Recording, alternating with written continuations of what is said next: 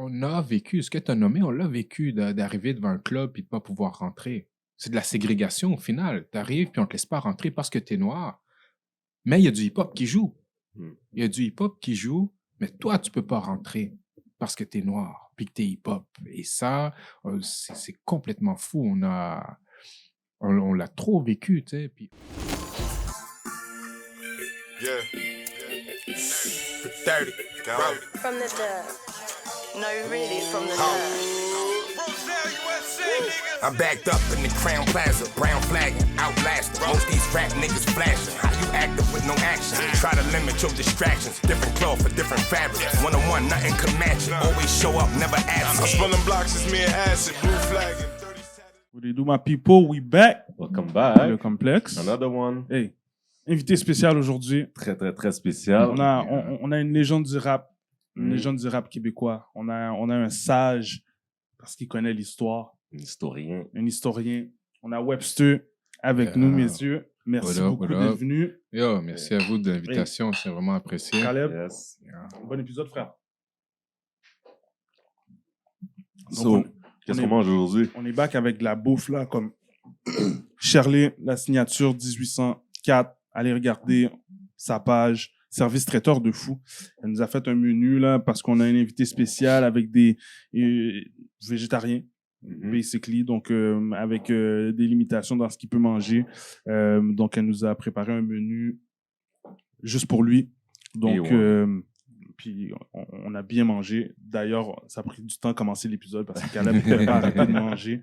Fait qu'on a du riz, noix de coco, on a une salade de choux sautés, une salade avec des Fruits noirs. pécanes, ouais, fraises, you know, classique, balsamique. On a pois chiches au curry, super bon. C'est délicieux, bro. C'est terrible. On a des marinades, donc farine, épices, tout végétarien, rien, pas de produits laitiers, pas de viande. Fait que big shout Aucun out to produit Shirley. animal. Elle répond à toutes les demandes. Tout ce que vous avez de besoin, les particularités que vous voulez, elle va le faire, elle va changer le menu, elle va s'adapter. Donc, allez la voir. Merci beaucoup, Shirley, pour la bouffe. Merci.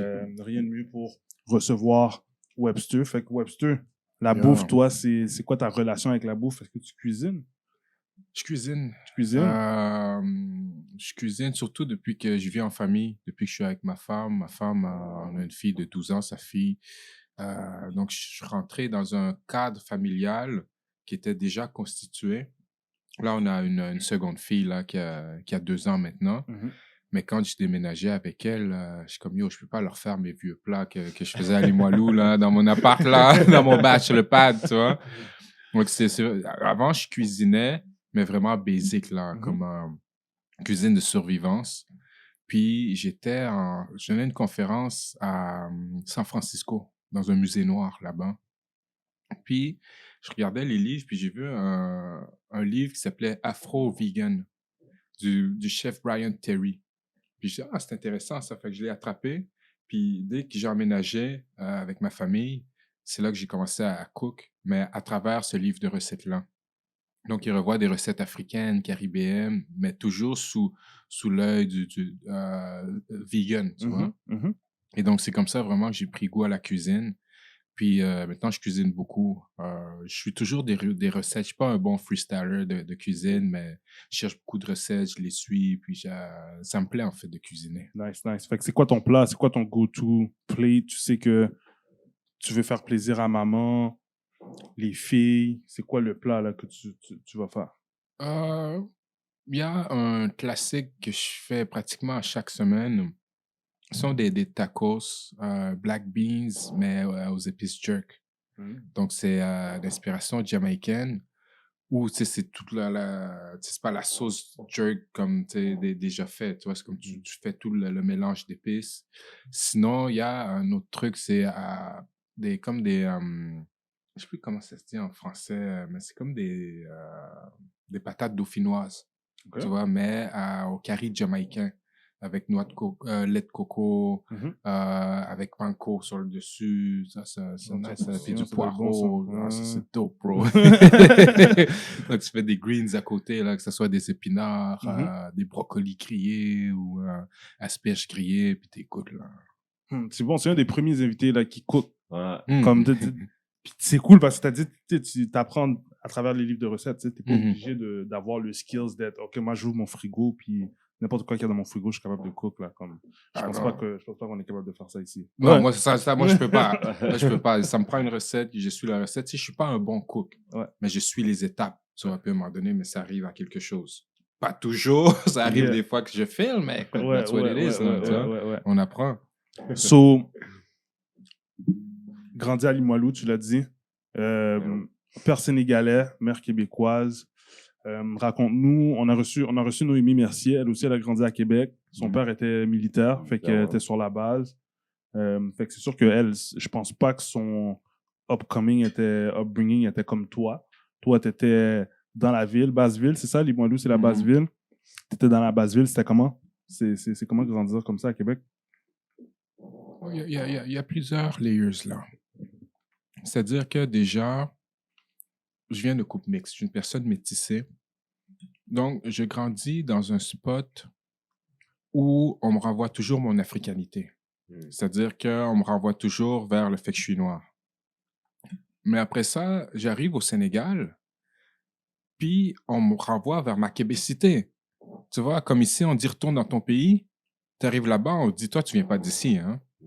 Donc, c'est comme si on t'envoie toujours sur un ping-pong culturel. On t'envoie, t'es toujours l'autre de quelqu'un, tu vois.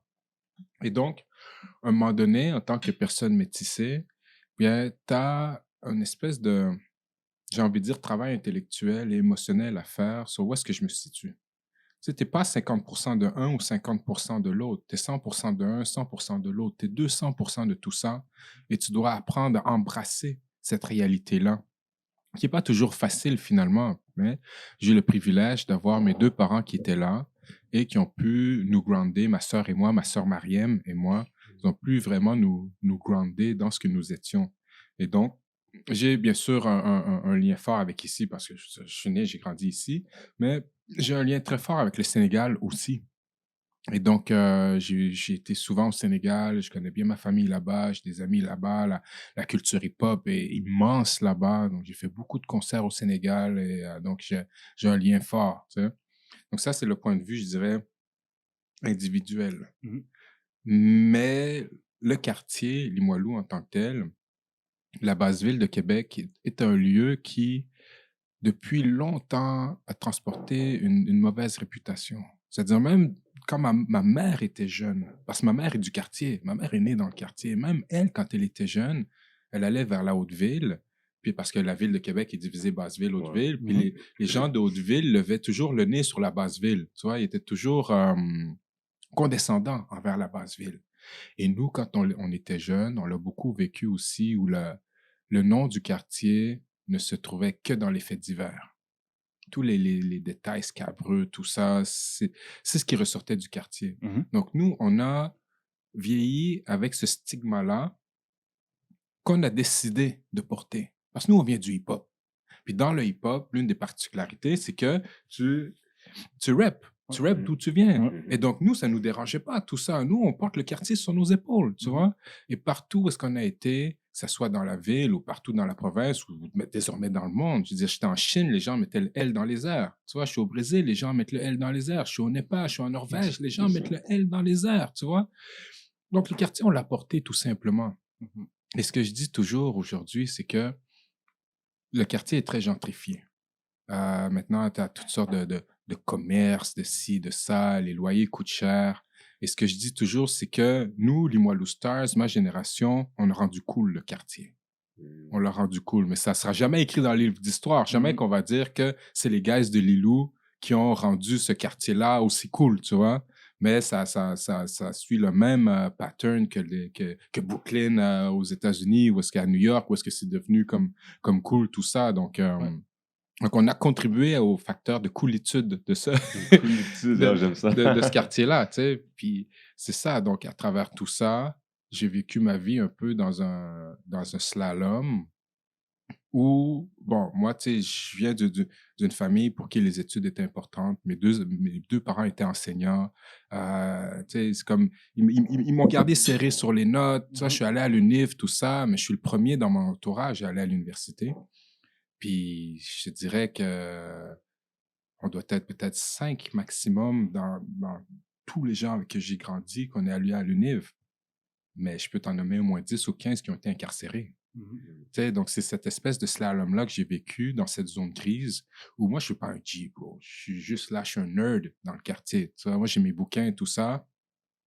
Mes gars à côté sont sur étaient sur d'autres choses. Maintenant, on vieillit, puis je suis fier de voir que les guys, maintenant, tu sais, ils focus sur autre chose, Ils ont tu appris. vois. Exact. Ouais.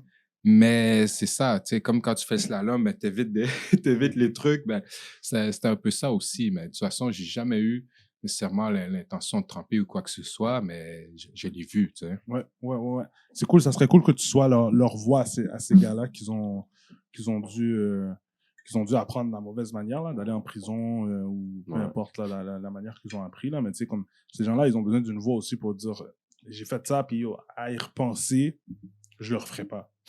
Fait que faites-le pas, genre. Parce que sinon, comme il a dit, ce stigma-là, il reste. Ça reste tough people. Faut que tu sois tough pour être G, pour être accepté. Tandis que après ça, les gars sont comme là, finalement, 20 ans plus tard, ils sont comme ça ne servait à rien là, d'être G là, en ce moment. T'as plus de problèmes que d'autres choses. Ouais, tu sais. Yeah, no doubt. Puis tu sais, ça, c'est des guys aussi que on a stick together, tu vois. Comme j'ai des gars qui sont partis longtemps, bro. Puis j'allais les visiter, tu vois, j'envoie des lettres, on se parle, tu vois, on envoie de la thune, comment on take care, tu vois.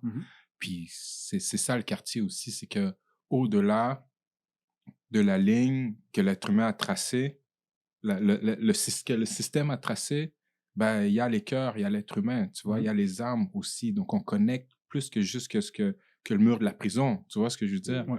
Et donc pour nous, ça a toujours dépassé ce que le système te dicte dans ce qui est moralement bon ou pas. Quand tu connais le cœur de quelqu'un, ben tu sais, tu vois. Ouais. Avant de sauter au prochain sujet, on va en profiter. Je vais en profiter d'avoir quelqu'un intellectuel comme ça pour poser cette question-là parce que on peut facilement tomber dans les émotions. Mais tu as parlé de couple interracial. Tes parents sont interraciales, sénégalais, québécois.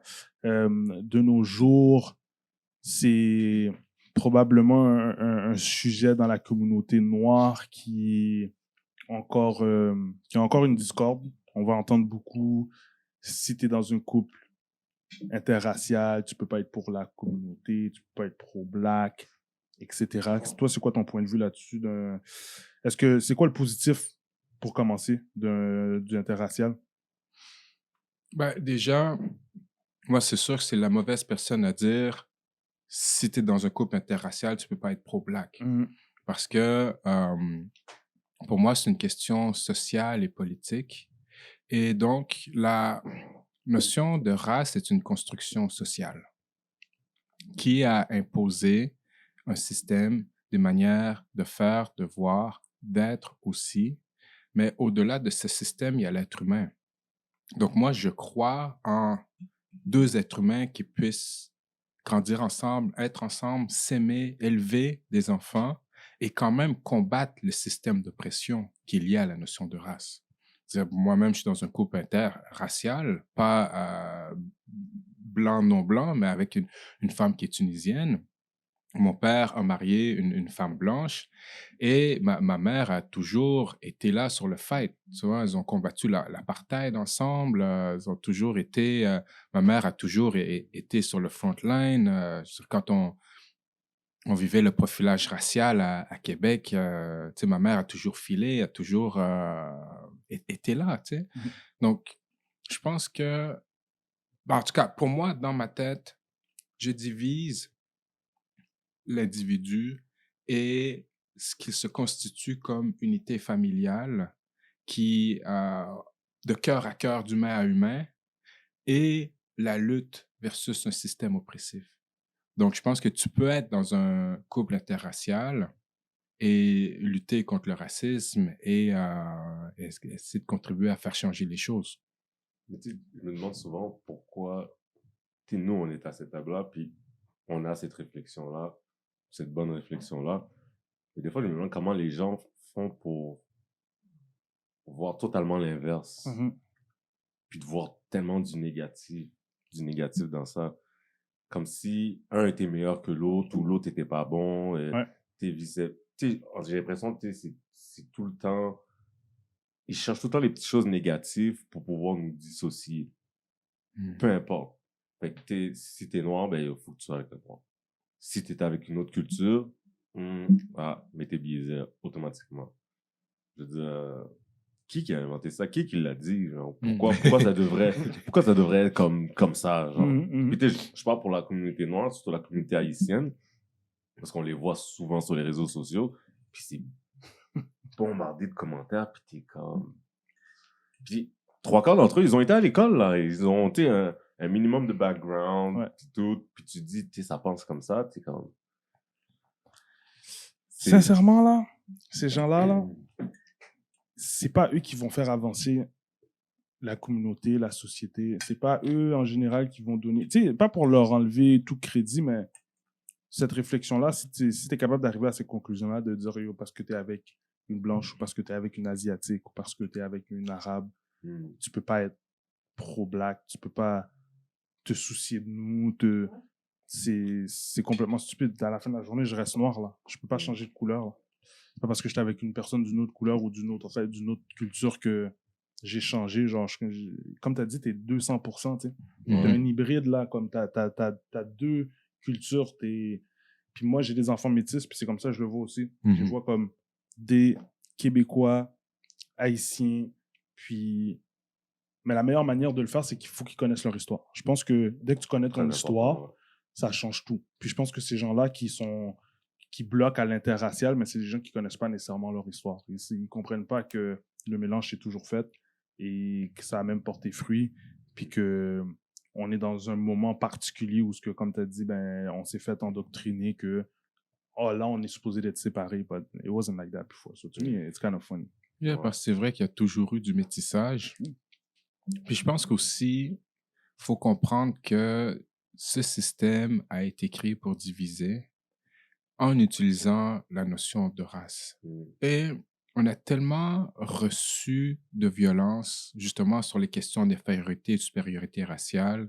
Et je pense aussi comment est-ce que la colonisation a imposé des schèmes de beauté, des schèmes de canon qui, finalement, beaucoup de nos sœurs ont été dévaluées par ce système-là, ce qui crée nécessairement un ressentiment par rapport à comment est-ce qu'elles peuvent percevoir le couple interracial, tu sais. Et donc, je comprends d'où vient la colère. Pardon. Je comprends d'où vient la colère. Et à quelque part, la colère est légitime, mais on fait quoi à partir de là? On ne peut pas empêcher les êtres humains de s'aimer, on ne peut pas empêcher les êtres humains d'être ensemble.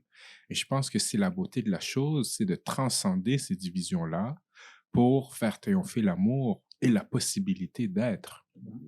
Mais je sais qu'un des commentaires, je me souviens que ça m'avait frappé, que j'avais vu sur les réseaux sociaux.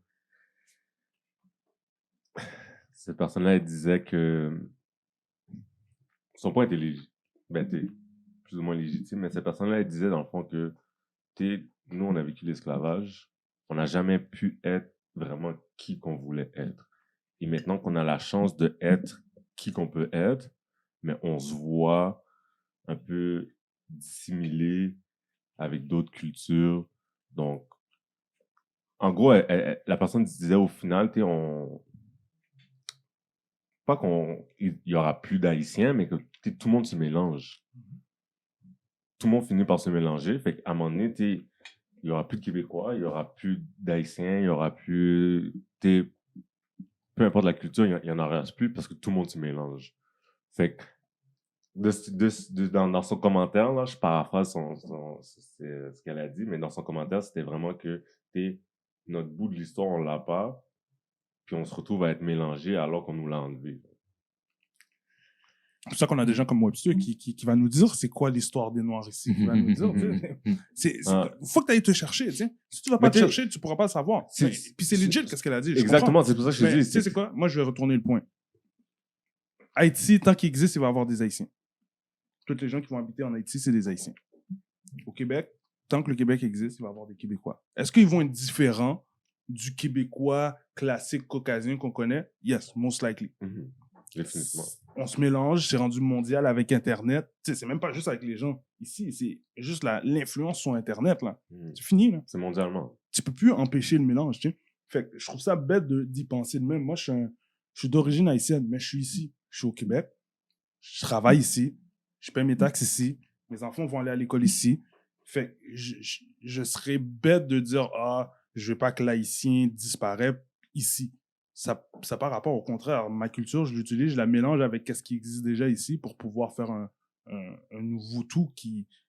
Fait que je comprends pas ce complexe-là, mais comme tu as dit, je trouve que tu l'as bien dit, je comprends d'où ça vient, le sentiment, mais je pourrais pas te donner raison, puis je pourrais pas te suivre là-dessus, tu sais. Mais je continue à faire ce que je fais, je continue à m'assurer que ma famille, elle va continuer à suivre ses traces, connaître son histoire.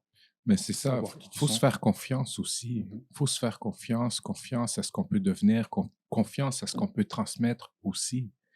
Et, tu sais, je trouve que c'est très pessimiste comme manière de penser. Encore une fois, on comprend d'où ça vient, mais je pense qu'il faut voir aussi au-delà.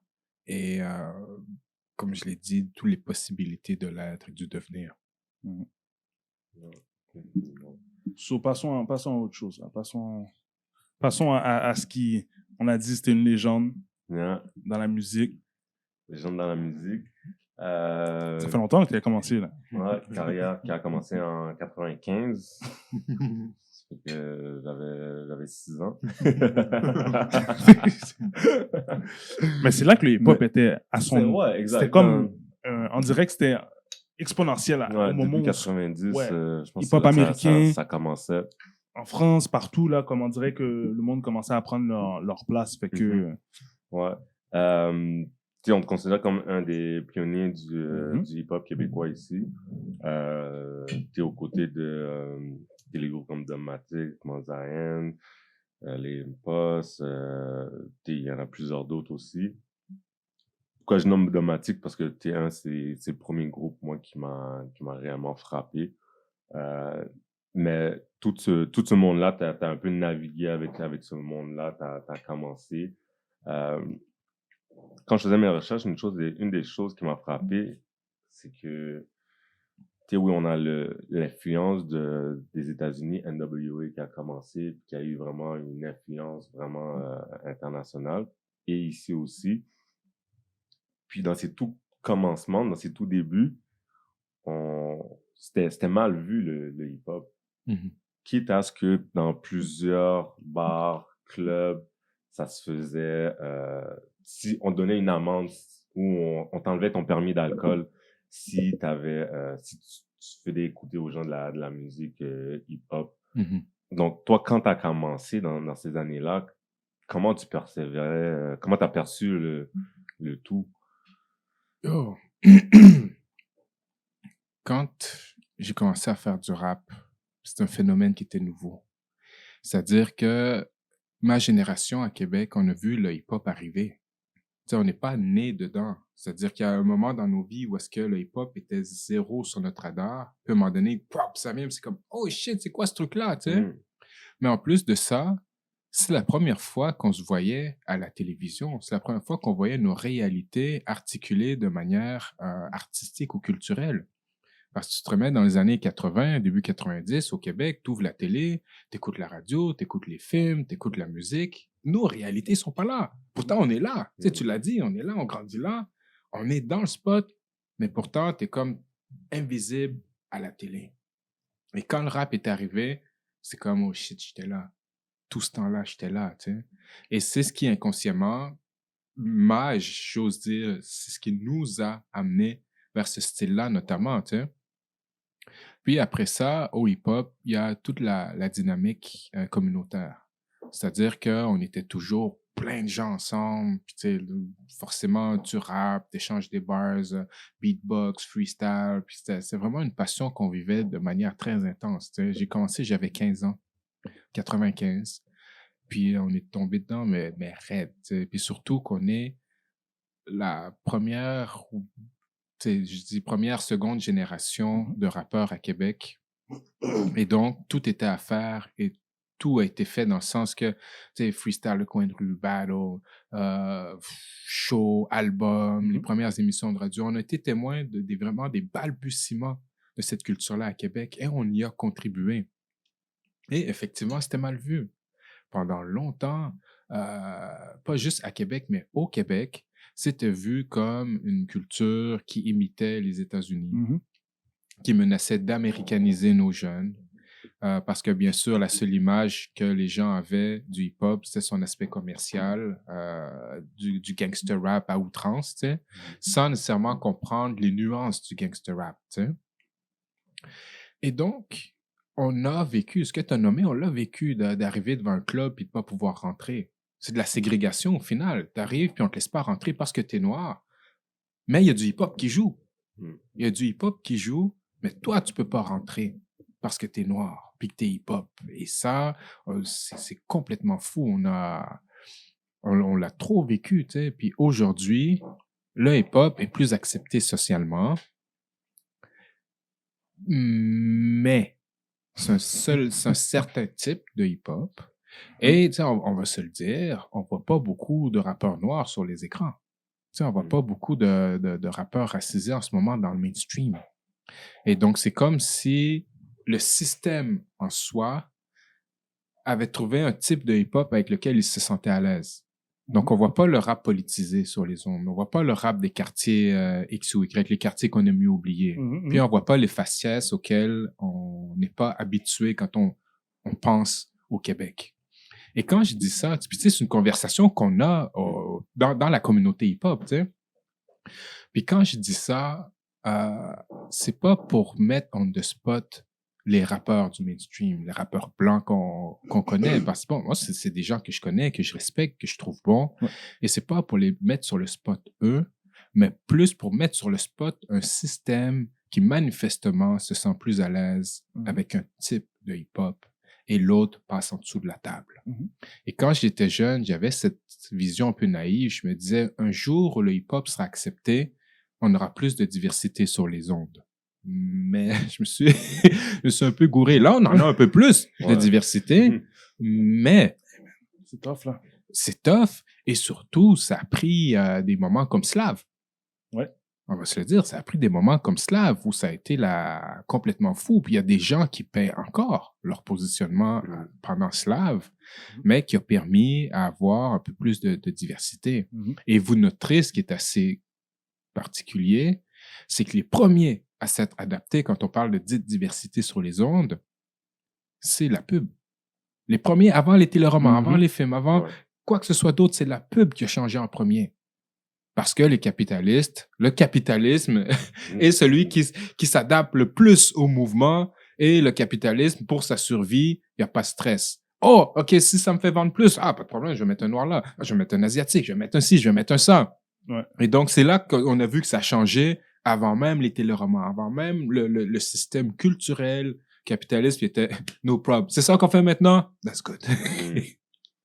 C'est quand même fou. Parce que ici, j'ai différentes dates. Puis, by the way, même moi, en grandissant, je chantais dans les clubs, puis je n'aurais pas les noms des places, là, mais... Tokyo! Commission des liqueurs. Musique. Commission des liqueurs, le gars, il arrivait, puis il disait, désolé, on a atteint le quota de noir. T'étais comme... À Québec aussi, on avait un liquor store, commission des liqueurs, même chose. T'es comme, wow. Sous le coup, t'as le goût de tout péter, mais en même temps, t'es comme, ça va juste à rien. Mais t'as tellement une rage que t'es genre, puis tu te sens impuissant parce que... Moi, j'ai arrêté de sortir à cause de ça. En partie aussi. Je suis zéro Claubert à cause de ça. Je suis comme, comment j'arrive et tu me dis non quand que je suis prêt à venir dépenser comme tout le monde. Je vais passer du bon temps, je vais prendre une bière. Je suis pas un gars de gang, je suis un gars cool. puis tu viens me mettre des bâtons dans les roues maintenant. J'ai pas besoin de faire ça, là. En plus, en plus, mais tu sais quoi, je n'y ai jamais pensé de même. Si j'aurais pensé de même, j'aurais peut-être fait un cocktail Molotov pour faire sauter Tokyo. Je te jure, mais le Tokyo, là, c'était enrageant, là. Est-ce que t'as une guest list? Y a pas de fucking guest list ici, man, comme tu fais chier, là, genre. Non, moi, c'est la même que j'ai entendue, c'est, j'arrive là, elle dit, moi, j'avais une guest list. Fait que là, elle dit, ah, non, t'es pas un habitué. Mais comment je fais pour un habitué si je viens jamais, genre? Si tu voulais jamais rentrer. Quand j'ai pas de guest list, tu dis, ah, non, j'ai pas de guest list. Là, maintenant, j'ai une guest list, tu dis, ah, non, t'es pas un habitué. Bro, comme, c'est quoi le but, genre, d'avoir une place? C'est wild, c'est wild. Faites attention pour vrai. Les clubs, là, faites attention. Il y en a un qui va se fâcher un jour, pour de vrai. Il va se fâcher un jour. Comme les tireurs fous dans les écoles, là, ça va arriver dans un club à Vaudreuil. Je ne souhaite pas, là, mais cette mentalité-là, elle doit changer. Je crois que ça a changé. Ouais, c'est du culture vulture, comme tu dis, tu sais. À y penser réellement, c'est vrai, c'est du hip-hop qui joue là-dedans. C'est quand ils commencent à mettre des rhythms, là, que tout le monde commence à danser ensemble, puis que les couples se font, tu sais, fait que... Non, définitivement. Tu fais aussi également des ateliers d'écriture que tu as fait un peu partout. Tu as fait aux États-Unis, tu en as fait en Europe. J'ai vu que tu en as fait en Afrique aussi également. Parle-nous donc un peu de ça. Est-ce que c'est vraiment des ateliers d'écriture pour apprendre le hip-hop, à rapper? Ouais, bah déjà, c'est intimement lié avec le moment où j'ai commencé à faire du rap. Les années 90, qui était moi, j'ai toujours été très East Coast, New York, 90s. Et je dis toujours, c'est mon école de pensée, dans le sens que j'ai toujours été intéressé par les textes compliqués. Les textes avec plusieurs niveaux de compréhension, des métaphores, des rimes multisyllabiques. Et donc ça, c'est très, très New York, là, tu sais. Tu es un fan de Nas, toi. Nas, Wu-Tang, tu sais, Bootcamp. C'est mes grandes influences. Ce sont mes grandes influences, en fait. Et donc, j'ai toujours mis beaucoup d'accent sur le texte, beaucoup de temps sur le texte. Et à Limoilou, c'était ça, en fait. Tu regardes tous les gars de Limoilou Stars, quel que soit le sujet qu'ils abordent dans leur texte, il y a toujours une profondeur, il y a toujours quelque chose à aller extirper, tu sais. Et donc, j'ai toujours mis beaucoup d'emphase sur le texte. Et pour moi, c'est fou parce que c'est ça que m'a apporté le hip-hop, finalement, c'est de plonger plus deep encore. Le hip-hop m'a beaucoup fait lire aussi, parce que j'ai toujours été je l'ai dit, j'ai toujours été un nerd. J'ai toujours beaucoup lu. Puis, à chaque fois que des gens citaient ou faisaient une métaphore avec un auteur, ben, j'allais lire. Tu sais, tu penses à Inspector Deck dans Triumph. Qu'est-ce qu'il dit? Atomically, Socrates' philosophy and high prophecy. C'est comme, Socrates' philosophy. C'est le livre de Socrate, ouais. Tu tombes dans Socrate. Après ça, je pense que c'est Raekwon, il me semble, qui dit, en tout cas, je sais pas si c'est ça qu'il dit, mais c'est comme ça que je le comprenais. Je ne sais plus dans quel track il dit, want to battle for cash, ici, Sun Tzu. Sun Tzu, qui était ce général chinois qui écrit L'Art de la guerre. Sun Tzu, L'Art de la guerre. Oh. L'Art de la guerre, c'est un gros livre, là, exact. Mais après ça, je tombe parce que je continue à lire, puis je suis comme, attends, il y a un arrière petit-fils de Sun Tzu qui s'appelait Sun Pin, qui a aussi fait un bouquin. Oh, je le lis. Après ça, l'alias de Tupac, c'était Machiavel, Nicolas Machiavel, le grand philosophe florentin je pense que c'était au 16e siècle. Ben, j'ai tout lu Machiavel. Donc, le hip-hop a vraiment été une porte d'entrée pour assumer mon intellectualisme. Parce que avant le hip-hop, je lisais, j'étais un nerd, mais avec le hip-hop, t'avais aucune connexion. Là, t'as eu une connexion avec ce que t'apprenais, t'as sentiment d'appartenance un petit peu. Tout à fait. Puis tu sais, c'était toute l'espèce de mode, entre guillemets, du knowledge. Tout le monde était knowledge ci, knowledge ça. Même les gens qui les témoins utilisaient des gros mots pour rapper. Tu sais, c'était cool. Ouais. Puis j'étais comme, mais tant mieux, c'est ça qui est cool versus bien d'autres choses, tu sais. Ouais. Donc, le hip-hop m'a amené là. J'ai toujours mis beaucoup d'emphase sur le texte, mais j'ai jamais pensé analyser comment j'écris. Puis à un moment donné, en 2009 peut-être, le Musée des Beaux-Arts à Québec m'a interpellé, disant on cherche à faire une activité pour les ados pendant la semaine de relâche, on ne sait pas quoi faire. Est-ce que tu aimerais ça donner un atelier d'écriture? Je suis comme, oh shit, j'ai jamais fait ça. Mais ouais. Fait que là, je me suis assis pendant des mois, puis je me suis mis à réfléchir comment est-ce que j'écris. Tu sais, OK, oui, les rimes, les comparaisons, les métaphores, les différents layers. Donc, je me suis mis à intellectualiser le rap que j'écrivais d'instinct. Et puis, c'est comme ça, j'ai donné cet atelier d'écriture-là. Puis, à ce moment-là, c'était un atelier. Mais il y avait une femme qui était là, qui, elle, travaillait partout. Elle faisait partie d'un centre, le Centre de la francophonie des Amériques, shout out à Flavie, qui voit ça et dit « Ah, c'est vraiment intéressant. Est-ce que tu aimerais aller donner ça aux États-Unis? » Donc, tout de suite après mon premier atelier, je commençais déjà à être booké aux States. Puis, j'ai fait les États-Unis, littéralement du Maine jusqu'à la Floride, sans compter... Toute la côte Est. Mais c'est quoi la connexion que tu as pu faire, gars de Limoilou qui rappe? C'est quoi que tu es allé donner là-bas? C'est quelle vision que tu es allé donner là-bas? En fait, ce centre-là de la francophonie fait le lien entre les différentes communautés francophones ou les cours de français, départements de français dans les universités, écoles d'immersion française. Donc, ils offrent des activités. Et donc, moi, ils offraient des activités où j'allais donner des ateliers d'écriture, j'allais donner des concerts. Fait que là, la première fois, je suis parti avec mon cousin Locke, avec Larry Matt. On est parti 3 sur le cachet d'une seule personne. C'est dans le temps où est-ce que je suis comme, yo, on s'en va là. Puis les gars, c'est comme, arrête. Donc, on jump dans la voiture. Puis je me souviens, si vous checkez le clip Québec Historique, ben, je l'ai enregistré le matin, puis on s'en allait aux States juste après. OK. Fait que ça, c'est ma première tournée. Puis écoutez, j'ai fait, depuis là, c'est ça, j'ai fait toute la région des Grands Lacs aussi, j'ai fait la côte ouest, j'ai fait Harvard, Georgetown, UCLA, MIT. Tout ça a donné des ateliers d'écriture en français. Puis de là, ben, je me suis mis à visiter le reste du monde. Je comptais récemment, je pense que je suis rendu à 17 pays où je donne des concerts, ateliers d'écriture, conférences. Et dans ces ateliers, donc, je montre vraiment je le frame comme, je dis, c'est l'utilisation créative du français. Comme ça, tu sais, les gens aiment bien l'intégrer dans le cours de français. Donc, je montre comment on peut utiliser le français à travers le rap. Et ça fait connecter. Écoutez, j'ai vu des spots là. J'étais à Anacostia, à Washington. Anacostia, c'est un des quartiers chauds de Washington. Puis, je donne l'atelier. Puis les jeunes étaient quiet. Je me souviens, là, il y en a un, genre, qui répondait toujours, tu sais, latino rasé avec la moustache, là, comment... Et c'est... Ouais, ça. Et lui, il répondait toujours, tu sais, mais le reste de la classe était quiet. Puis là, à la fin, je vais voir la prof, je suis comme, hey, moi, en tout cas, je sais pas si ça a bien été. J'ai vu la prof, elle pleurait, bro.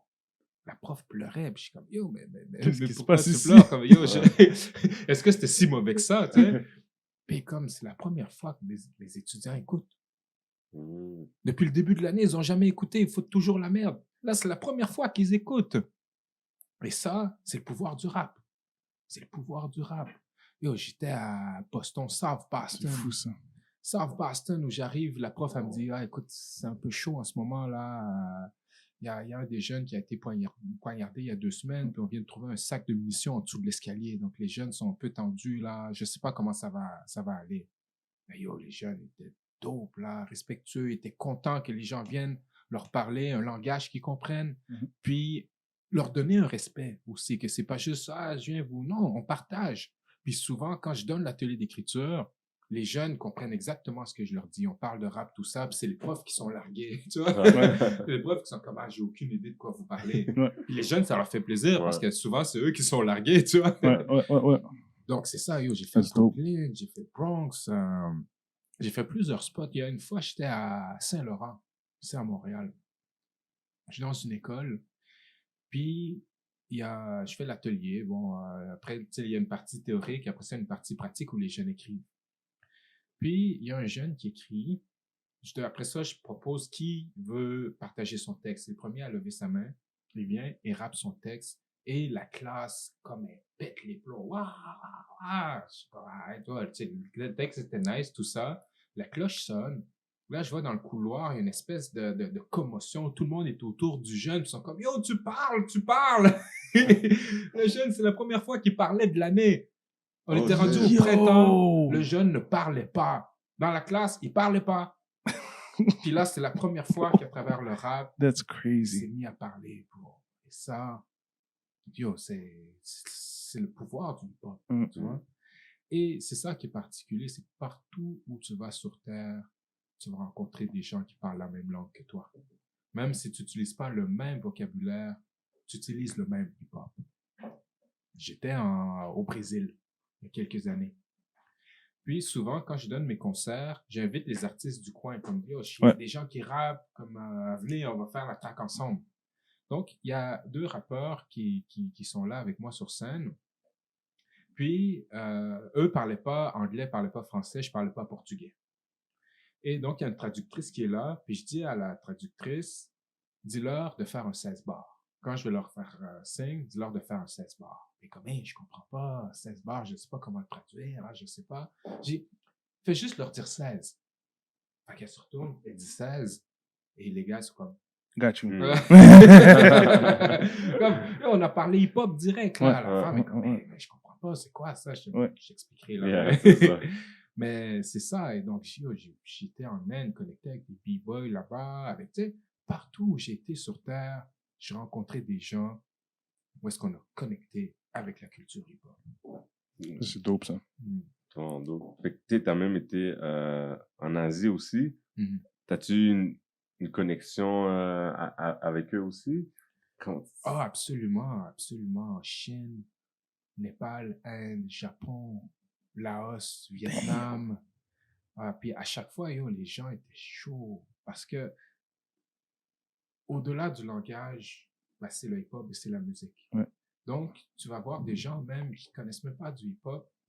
Ben, c'est ton rôle en tant qu'MC, les amener vers le hip-hop, tu vois. Et donc, il y a un moment donné, j'étais au Japon, je faisais un show en une espèce de 2 centres d'achat, tu vois.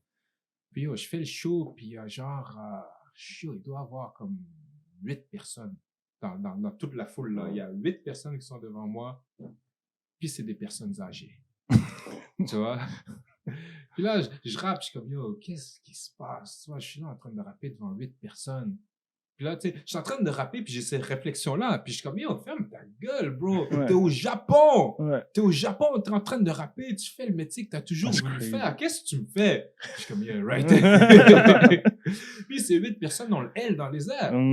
Les 8 personnes âgées au Japon sont là avec le L de Limoilou dans les airs, bro. Ça, c'est un de mes plus beaux souvenirs. Mais déjà, j'étais même pas capable d'être conscient de mon blessing. Tu vois, des fois, on prend les choses comme acquis, pour acquis. Puis, à un moment donné, il a fallu que je me self-check, là. Je suis comme, bro, t'exagères, là. Donc, non, Asie, ça a toujours bien été. Toujours eu des bons feedbacks. Tu sais, bien sûr, il y a des shows qui vont mieux que d'autres, c'est normal, là. Mais, pour moi, des gens qui ne sont pas familiers avec le hip-hop, souvent, c'est de mieux expliquer c'est quoi. Donc, finalement, je fais des concerts qui durent assez longtemps parce que ça devient des concerts-conférences. C'est-à-dire, la chanson est 5 minutes, mais je peux parler 10 minutes entre les chansons. J'explique aux gens c'est quoi le contexte de la chanson, comment je l'écris, qu'est-ce que ça veut dire. Même si les gens ont des questions, je fais des Q&A dans mes concerts. Je dis, est-ce que vous avez des questions? Comme posez vos questions, tu sais, donc on échange. Et donc, ça permet que les gens puissent mieux comprendre le propos, puis aussi qu'ils ne sont pas juste bombardés de sons, c'est comme ça permet de tone down un peu, tu sais. Mais c'est ça, je fais des shows devant des personnes âgées. Je me souviens, aux États-Unis, au Rhode Island, j'ai fait un concert devant des enfants, genre garderie, début primaire. That's crazy. Ça, c'est mon ultimate test. Oh, wow. Le test ultime du MCing, pour moi, ça a été à ce moment-là, où est-ce que je rentre dans l'école pour faire le concert, puis genre 8 heures du matin, 8h30. Puis je suis comme, bon, arrête. Puis là, je vois la personne dans la pièce, elle commence à sortir des petits tapis bleus. Je suis comme, oh shit, les petits tapis bleus pour que les enfants puissent s'asseoir. Là, je suis, ah, man.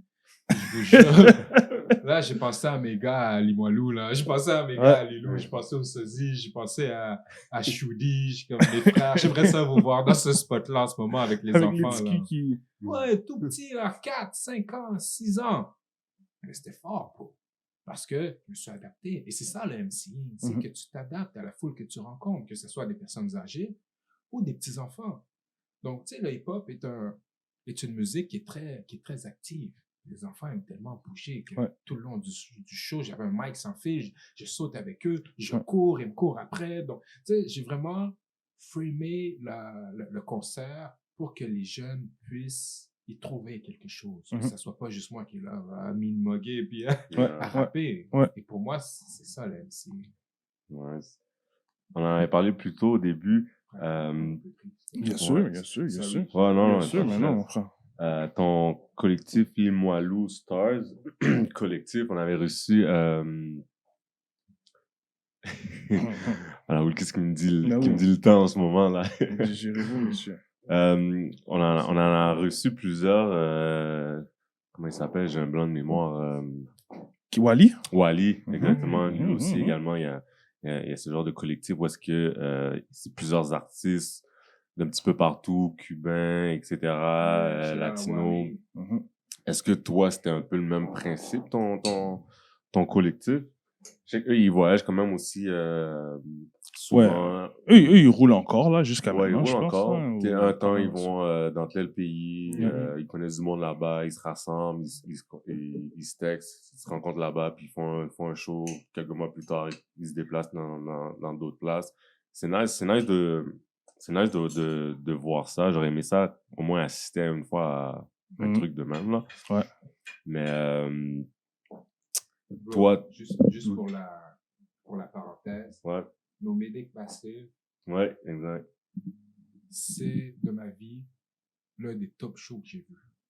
De Oh. tous les shows que j'ai vus, tout artiste confondu, quel que soit le pays, quel que soit le professionnalisme, No Medic Massive est un des top shows que j'ai vus de ma vie. C'est des gens qui, vraiment, je les ai vus, puis je suis comme, oh shit. Entre les instruments live, entre Tali qui rappe, Myriam qui rappe, qui chante, comme les guys qui débarquent, qui, oh bro, en français, anglais, créole, espagnol, ils ont tout. Yo, shout out, Medic Massive, pour moi, c'est des légendes, bro. Shout out Wally. Ça, c'est des vrais de vrais shows, là. Comme tu vas là, puis c'est comme... C'est l'art à son état pur. Comme ils disent, là, c'est organique, ça. Ouais, c'est l'art à son état pur, là. Il n'y a pas de commercialisation, il n'y a pas de clickbait. C'est souvent ces shows de musique-là qu'on entend moins, c'est moins populaire, c'est plus underground, mais je pense qu'on devrait parfois mettre ces genres de shows-là de l'avant, parce que des fois on se perd un peu, j'ai l'impression, dans la musique, la musique populaire, là, surtout des fois on se perd, puis c'est un peu redondant. Mais quand t'as des groupes comme ça qui font des shows, qui font de la musique comme ça, là, c'est comme, oh shit, wow. Ça permet de te déconnecter aussi avec tout ce qui est trop populaire des fois aussi, là.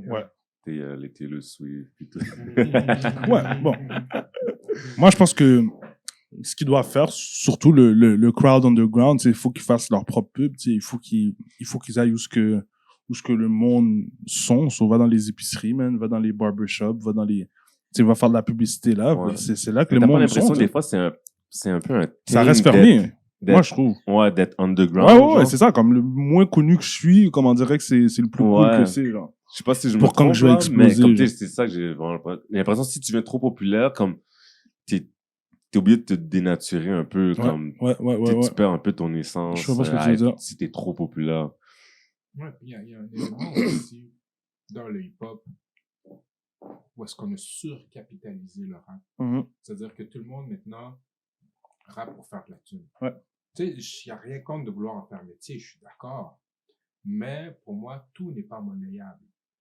Tu fais un show, et pour moi, ça paraît quand quelqu'un le fait et sur scène juste parce qu'il est payé à la fin de la journée, versus être sur la scène pour connecter avec le public, puis en faire un événement, puis faire un show. Et pour moi, il y a trop de gens qui vont juste pour yo, je me déplace pas s'il n'y a pas de thune, ou s'il n'y a pas assez de thune, ou ok, il y a la thune, mais je fais, puis that's it. Versus quelqu'un qui le fait parce qu'il aime le faire, connecte avec les gens, transporte les gens, puis c'est une communion finalement, où est-ce qu'il y a quelque chose qui se passe, il y a au-delà de juste le métier faire de la thune. C'est comme si tu vas puncher in and out au boulot. C'est comme c'est plus que ça. Le rap, c'est plus que ça, tu sais. Fait que tu disais, Limoilou Stars, ça a commencé comment? Est-ce que vous êtes tous des boys, des voisins, c'est quoi ça? C'est un peu de tout ça. C'est-à-dire que Limoilou Stars existe depuis avant que Limoilou Stars existe. C'est-à-dire que c'est Choudi puis moi qui avons, au début du 21e siècle, rassemblé la plupart des artistes de Limoilou, mais qui étaient déjà en connexion. C'est-à-dire que Choudi et moi, on était à la même garderie. Back then, là. Tu sais, j'ai des photos genre de Choudi puis ma sœur là, qui étaient dans la même classe de garderie. Back, on était au quartier toute notre vie ensemble. Loki de Limoilou Stars, nos pères sont arrivés ici en même temps. Nos pères chillaient ensemble dans les années 70. On a littéralement grandi ensemble. Shomi, Assas, on allait dans la même école primaire quand on était jeunes. On se connaît depuis toujours. Seth, lui, c'est le plus jeune du crew. Je le croisais quand il allait à son école primaire. Il allait à l'école primaire, j'allais à mon école secondaire, à Brébeuf. Brébeuf, Québec, Brébeuf, Limoilou, qui est pas Brébeuf, Montréal. Pas le Québec. C'est toujours c'est comme l'inverse du spectre. Et donc, Chaque noir du basket que je connaissais, qui venait de Québec, ah ouais, tu joues au secondaire ou à Brébeuf. I'm like, damn, au Brébeuf a beaucoup de blacks. Au Brébeuf à Québec, c'est nice. C'est l'école du hood, ça. c'est l'autre Brébeuf. À Montréal. Yeah. Parce que à chaque fois, je dis Brébeuf, là, je dis, ah, Brébeuf, je suis comme, c'est pas Brébeuf, mon ami. Et donc, Seth s'en va au primaire, je m'en vais au secondaire, on se croise à chaque fois. Je suis comme, what up, c'est le petit frère, tu vois, c'est comme, je le connais juste de se croiser. Et puis, lui, déjà, il était intéressé par le rap, il connaissait déjà ce que je faisais. Donc, à chaque fois, comme tu sais, on se croise, puis je make sure que, tu sais, qu'il focus à l'école, tout ça. Puis, tu commences à écrire, ok, tu sais, donc c'est comme ça que la connect se fait. Choudi avait un groupe avec les sosies qui s'appelait les 5 doigts de la main. Et leur manager, c'était Eddie Roots. Eddie Roots. Et tous ces gens que je nomme, c'est des membres de Limoilou Stars. Eddie Roots, son père, que Dieu ait son âme, est arrivé ici au Québec en même temps que mon père. Ils chillent ensemble. Donc, on est cousins aussi, tu vois, de sénégalitude. Oui, tu vois? oui. Et puis, à peu près au moment où on fondait Limoilou Stars, il y a les frères Guigo et Zaparo, GLD et Zaparo qui sont arrivés à Québec. Puis tout de suite, ils sont mis à chiller avec Choudi.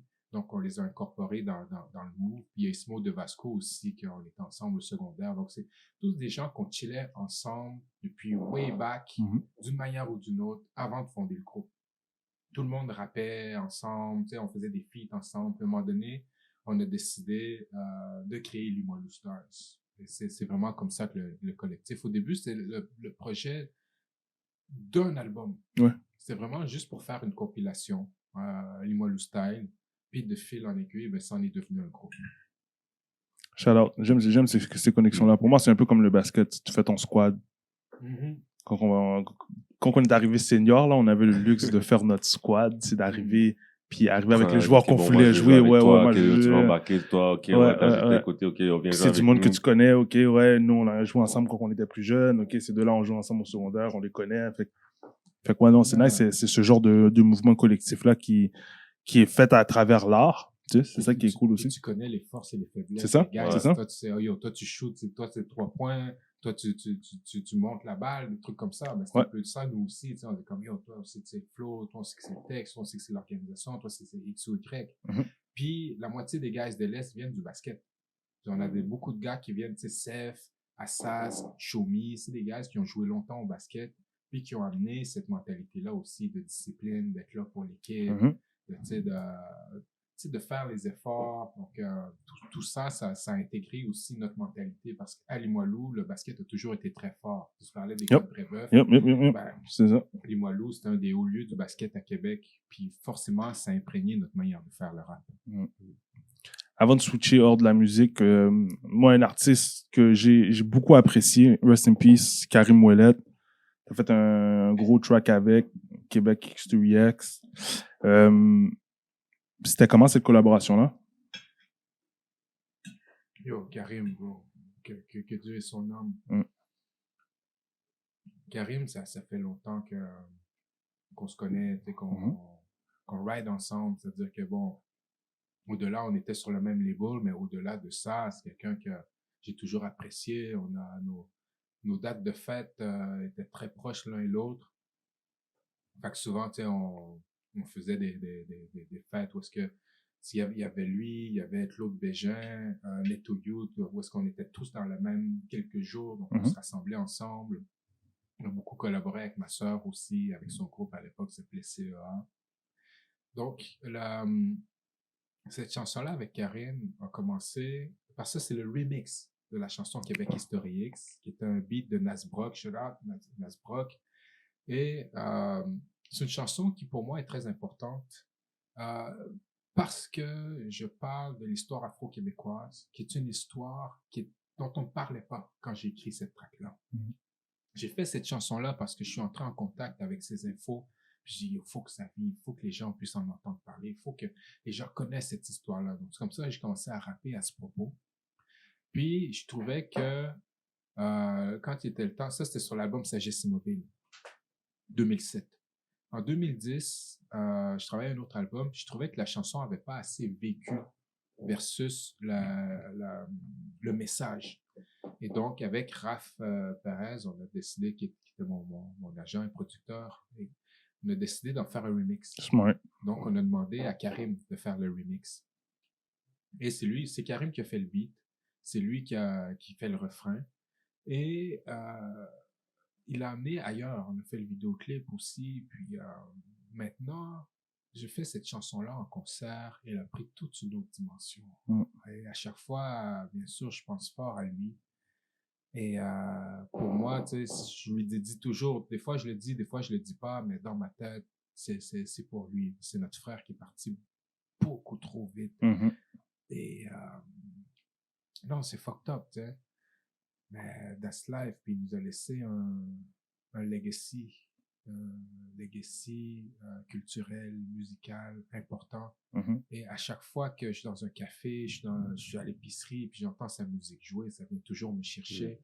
Et c'est vraiment un sentiment double, parce que d'un côté, j'ai de la tristesse qui vient me chercher, bien sûr, mais il y a de la fierté aussi de savoir que son nom résonne encore, sa voix résonne encore. Et des fois, je vois des gens qui chantent sa musique, tout ça, gaiement, puis je vis trop de choses conflictuelles. Ouais. Mais c'est de la fierté. Je suis content que les gens continuent de chanter notre frère comme ça. Ouais. J'espère qu'il y a plus de monde qui vont apprendre à le connaître, surtout dans la communauté, là. Comme ce gars-là, là, hyper talentueux, bro.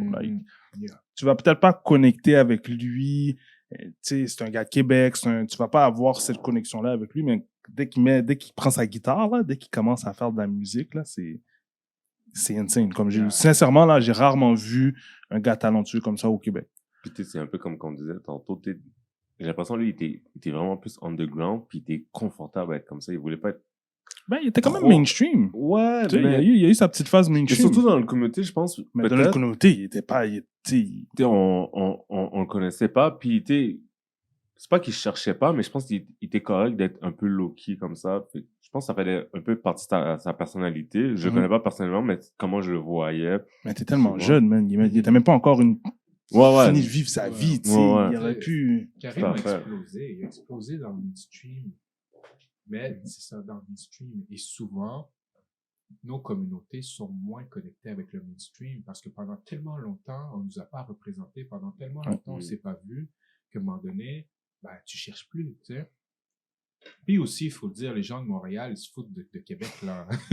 Royalement. Les gens de Montréal ne vont rien savoir de Québec. Puis ça, c'est triste parce que, je veux dire, nous sommes nous. Tu comprends ce que je veux dire? C'est comme, nous sommes afro-québécois, quoi qu'on en dise. Que ce soit Montréal, Québec, Saguenay, Sherbrooke, on vit une même réalité d'être des personnes racisées dans ce milieu-là, d'être des personnes africaines, afro-descendantes dans ce milieu-là. Donc, forcément, on a des points de rencontre forts. Et donc, c'est ce que vous pouvez me citer là-dessus, c'est toujours ce que j'ai reproché à Montréal, c'est d'être très montréalo-centré, d'avoir rien à foutre du reste. Mais tu vois, je dis ça, mais quand même, je sais que pour ma part, puis les gars de LS, on nous a toujours bien accueillis à Montréal. À partir de là, bon, il y a des gens qui sont pas down, c'est normal, c'est correct. Mais je sais que quand on est sorti de Québec, on a commencé à faire des shows à Montréal, les gens nous ont bien accueillis à Montréal. Ils étaient comme, oh shit, on savait pas que ça se passait aussi comme ça à QC, tu sais. Puis c'est comme, yo, that's us, tu sais. Ouais. Mais tu sais, ce que tu mentionnes beaucoup, la rivalité Montréal-Québec, on le voit, ça fait des centaines d'années, là. Je veux dire, il y a toujours eu cette rivalité-là, tant dans le sport, on le voit maintenant dans la musique. Tu sais, on dit beaucoup, moi, je rappe, moi, c'est pas du rap québécois que je fais, c'est du rap de Montréal, du rap montréalais. On dit non, moi, c'est du rap québécois, comme, tu sais, cette guerre-là, Montréal-Québec dans le rap game, comment toi, tu le vois? Ben, je le vois pas comme une guerre. Je le vois même pas comme une rivalité. Je le vois plus comme Montréal qui sous-estime Québec. Parce que les gens de Québec, ils aiment Montréal. Puis, je veux dire, les gens de Québec viennent faire des shows à Montréal, viennent connecter avec Montréal. Donc, je le vois plus comme une espèce de condescendance, si on peut dire. Puis, je généralise, hein, parce que je sais qu'il y a des gens qui connectent, je sais qu'il y a des gens qui sont down. Mais je sais qu'il y a des gens aussi qui sont comme, ah, c'est Québec, c'est la merde. Tu sais? Et je trouve ça dommage, tu sais.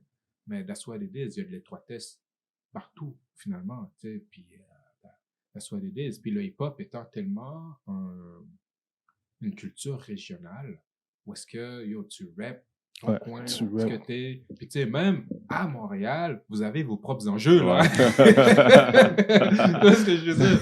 Comme, yo, on va même pas mettre Québec dans le mix, là. Mettons juste Montréal. Puis, vous avez du millage à faire sur ces questions-là, tu sais. So, c'est dommage, mais je pense que ça vient avec le territoire, pas géographique, mais le territoire culturel qui est le hip-hop, avec cette espèce de fierté qui parfois est peut-être mal placée, mais que, yo, je représente mon spot de What It Is, puis on l'a vécu à Québec aussi. Si on pense à Limoilou et la Rive-Sud, ça a été chaud pendant plusieurs années. C'est comme l'un et l'autre ne voulaient rien savoir, tu sais. C'est dommage quand finalement on se bat pour des pourquoi, tu sais. Facts. Je trouve ça un peu dommage parce que je trouve que le rap game ici, dans la province de Québec, n'est pas rendu là où est-ce qu'elle devrait être, puis qu'on commence déjà à dire, yo, non, non, moi je rappe ci, non, toi tu rappes ça. Fait que, tu sais, je veux dire, mangeons nos croûtes un peu, là. Puis après ça, peut-être, on pourrait faire la distinction. But, anyways. Oui, t'es rappeur, mais t'es également un historien, un militant, conférencier. Tu passes ton temps souvent à la bibliothèque quand t'es jeune. Comme tu l'as dit, tu dévores l'histoire, t'aimes ça jouer avec les mots, en apprendre.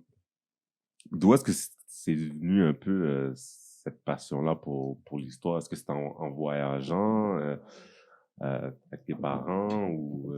Je pense que il y a une partie certainement qui vient de mes parents. Mes parents sont des grands lecteurs. Ma mère lit beaucoup, toujours en fait. C'est surtout les romans. Mon père lit beaucoup. Et lui, c'est beaucoup des ouvrages politiques, histoire, philosophie. Et donc, j'ai toujours été dans une maison qui lisait. Et forcément, ça m'a influencé parce que très jeune, j'ai commencé à lire beaucoup. Puis, l'histoire, c'est toujours la discipline avec laquelle j'ai connecté. C'est-à-dire, au secondaire, mes meilleures notes étaient en histoire. Ce qui fait que je me suis dit, rendu au cégep, je vais étudier... un peu de jus. Ah, s'il te plaît, ouais, merci. Donc, je me suis dit, je vais étudier en histoire au cégep, parce que c'est en ça que je suis bon. Puis, rendu à l'université, je suis comme, écoute, je vais faire l'histoire, tu sais. Puis, les gens me disaient, qu'est-ce que tu vas faire en histoire? Il n'y a pas de débouché, tu sais. Je suis comme, écoute, si ça s'enseigne, ça se travaille. Je me suis dit, j'aime ça, puis de toute façon, déjà, je faisais du rap comme deep, puis j'avais d'autres ambitions. Fait que je me suis dit, je vais aller à l'université en histoire, puis c'était une question d'honorer mes parents aussi, les sacrifices que mes parents ont fait, le travail que mes parents ont fait. Pour moi, c'est une manière de les honorer, d'aller à l'UNIF. Moi, je sais que c'est très important pour eux, puis finalement pour moi aussi, tu sais, mais c'est une manière de leur dire, tu sais, merci pour tout ce que vous avez fait, tu sais. Et donc, l'histoire a toujours fait partie de moi, dans nos discussions aussi. Puis c'est ça pour lequel j'ai toujours eu de la facilité versus, admettons, les maths et les sciences. Yo, ça a toujours été mon cauchemar académique. Sciences, physique, chimie, maths, ça a toujours été hard pour moi, mais histoire, yo, tu sais, la date rentre puis elle reste là. Ouais. Je pense que mon cerveau est fait comme ça, donc j'ai juste ridé avec, avec ma constitution. Ben oui. Tes forces. L'histoire, fait qu'à partir de là, tu spécialises dans l'histoire de l'esclavage au Québec, au Canada, l'histoire des personnes de couleur au Québec aussi, qu'est-ce qu'ils ont contribué. C'est quelque chose qu'on... Tu sais, maintenant, on a un mois, là. Maintenant, ils nous donnent un mois, là. Ils nous donnent le mois de février, l'histoire des mois. Ah, cool. Mais, tu sais, on fait partie de l'histoire. On a des gens qui ont contribué à la culture québécoise, à la culture canadienne. Pourquoi qu'on ne l'apprend toujours pas? Ouais, il y a plusieurs éléments là. Déjà, tu sais, j'ai étudié en histoire à l'université.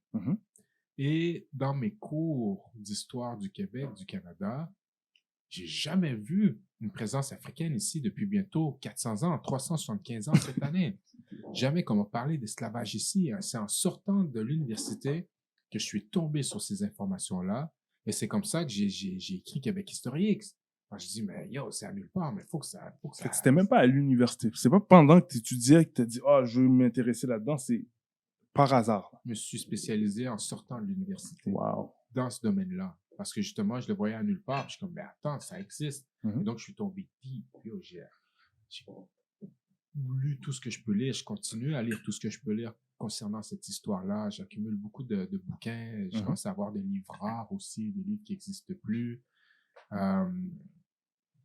C'est ça, en fait. Pourquoi est-ce que on n'en parle pas?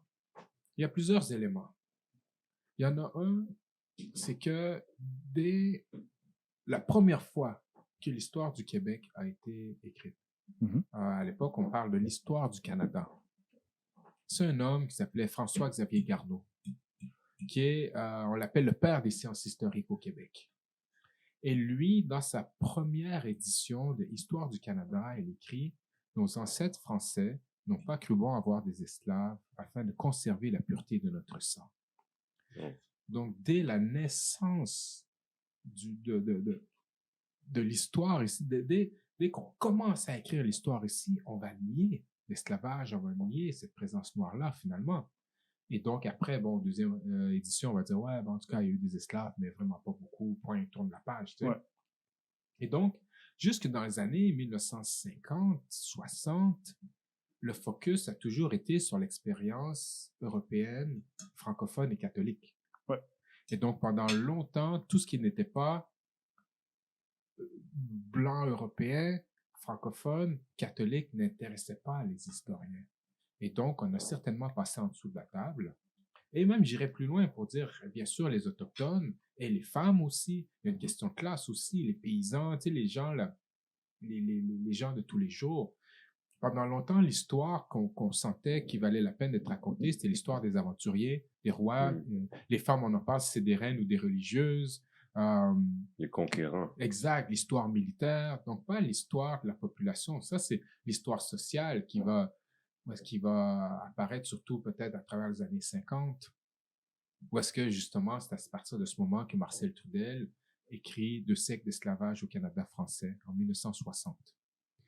Et donc, pendant longtemps, on a occulté cette histoire-là. Je parle toujours d'une négation qui a fonctionné. On a commencé par le nier, mais à force de nier quelque chose, ben, tu l'oublies. Et donc, on a dépassé le stade de la négation pour tomber dans l'oubli, dans le néant. Il y a un autre élément aussi, c'est que quand on parle vraiment en termes de communauté noire au Québec, c'est surtout à partir du 19e siècle. Parce qu'avant ça, il y a des personnes noires, que ce soit à Québec, à Montréal. D'ailleurs, le premier Africain à vivre de manière permanente au Canada est arrivé à Québec en 1629. Québec est fondé en 1608. Seulement 21 ans après les débuts de la colonie, il y a déjà une présence africaine ici. Donc, de 1629 au début des années 1800, il y a des personnes noires ici et là, mais qui ne forment pas tant que ça une communauté. C'est vraiment, je dirais, la fin du 18e siècle, début du 19e siècle, où est-ce que là, on voit une communauté qui se forme. Mais très souvent, c'est une communauté ou des communautés, on peut dire au pluriel, anglophones. Ça se passe, ce sont des gens qui parlent en anglais. Et donc, puisque ici, tout est vu, tout est fait, tout est vécu, tout est analysé à travers la lentille linguistique, ben, la dichotomie anglais-français, ben, si tu es noir et anglophone, il y a 2 fois qui passent en dessous du tapis. Tu vois, il faut que tu rajoutes un tapis par-dessus le tapis. Tu vois?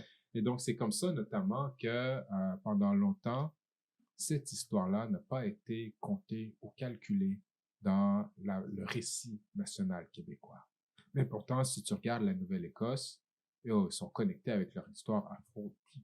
Tu regardes l'Ontario, le sud de l'Ontario, sont connectés avec cette histoire-là deep.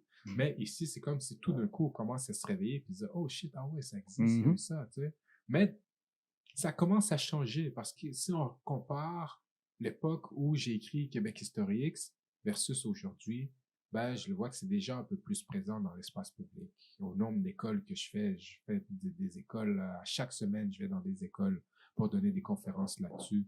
Donc, de plus en plus, on est au courant de cette histoire-là. Je trouve ça juste dommage parce que j'ai l'impression que c'est voulu qu'on...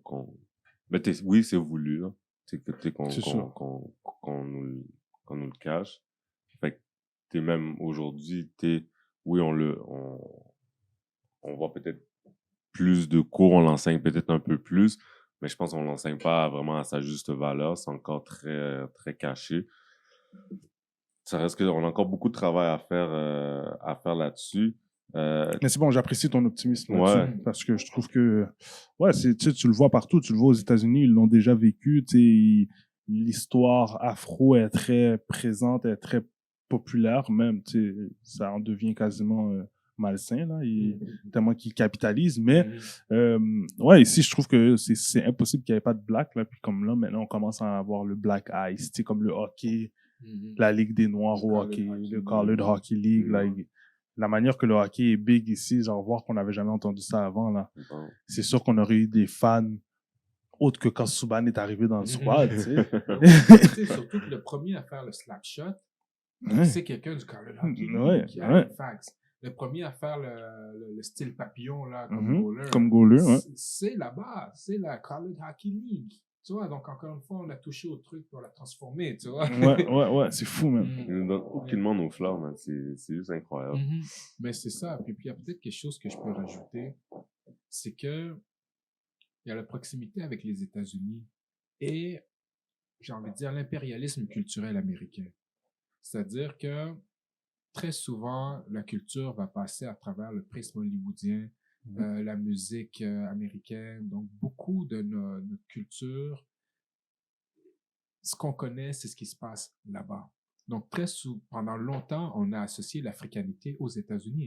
Parce que quand on parle, même quand tu parles du mois de l'histoire des Noirs, ben souvent, je me promène dans les écoles, dans le couloir, je vois Malcolm X, Martin Luther King, Rosa Parks, Nelson Mandela. Mais rien à voir avec nous. Où sont les Afros, les Afros ici? Tu vois, il n'y a pas d'Afro-Québécois, pas d'Afro-Canadiens, il n'y a pas de Viola Desmond ou de Marianne Chad Carey ou d'Alexander Grant. Il n'y a pas d'Olivier Lejeune ou de Marie-Joseph Angélique. Donc, ce que ça fait au final, c'est que ça crée un sentiment d'extériorité à l'africanité. Ça s'est passé ailleurs. C'est là-bas. Donc, ici, on ne s'imagine pas que ça a pu se passer ici aussi. Et donc, c'est ce que ça a créé pendant des décennies dans la tête des gens aussi. Ça, c'est une histoire américaine. C'est pas une histoire locale. Et c'est la même chose, pensez au blackface. Pendant longtemps, on a eu des controverses liées au blackface. Puis, à chaque fois qu'on explique comment c'est wrong, on dit non, mais ça, c'est l'histoire américaine. Mais non, c'est une histoire québécoise aussi, c'est une histoire canadienne. Dès 1843, on retrouve des concerts de blackface ici. Tous les gros groupes américains passaient par ici. On avait du blackface local. Et même la personne qui compose l'hymne national du Canada, Calixa Lavallée, faisait du blackface aux États-Unis. Et donc, tu sais, c'est facile finalement de rejeter ça sur la faute des Américains. C'est comme l'esclavage. C'est comme la ségrégation. On aura de la ségrégation ici aussi. Sauf que c'est juste pas dans les lois. C'est pas des lois Jim Crow, c'est des pratiques. Dans les salles de spectacle, les Blancs s'assoient par terre, les Noirs s'assoient au balcon. Il y a des hôtels qui vont refuser des Noirs jusque dans les années 1940, 1950. That's fucking Tu crazy. sais, on pense au Château Frontenac à Québec, on pense à l'hôtel Windsor ici à Montréal. Ce sont en 1954, Grantley Adams, qui était le premier ministre de la Barbade, l'hôtel Windsor refuse de lui louer une chambre. That's crazy. Parce qu'il est noir, le premier ministre. Et ça, à tel point que ça va faire un bif diplomatique. Le Canada, Ottawa va être obligé de s'excuser, tu vois. Donc, on aura ces dynamiques-là ici aussi, mais j'ai envie de dire à la canadienne, tu vois. Ouais. On aura des race riots. La première émeute raciale dans l'histoire de l'Amérique du Nord, ça s'est passé en Nouvelle-Écosse, à Shelburne, en Nouvelle-Écosse. Ah ouais. La première émeute raciale. Tu sais, quand on pense à Black Wall Street, Ouais. Tulsa en 1921 ouais. en Oklahoma.